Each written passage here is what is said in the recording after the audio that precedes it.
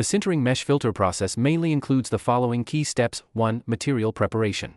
Choose suitable stainless steel or other metal materials such as stainless steel, nickel-based alloys, etc., which need to have good corrosion resistance and high temperature resistance. 2. Stacked pressing. Special stacking and pressing of multiple layers of metal wire mesh to form a preform. During the laminated pressing process, the mesh holes of each layer of wire mesh interlock with each other, laying the foundation for the subsequent sintering process. 3. Vacuum sintering.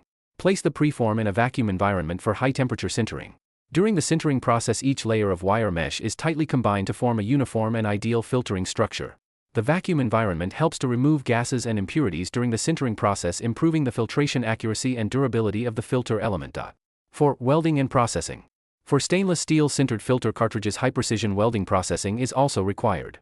This includes cutting the sintered mesh into appropriate sizes, then rounding it up and welding it together.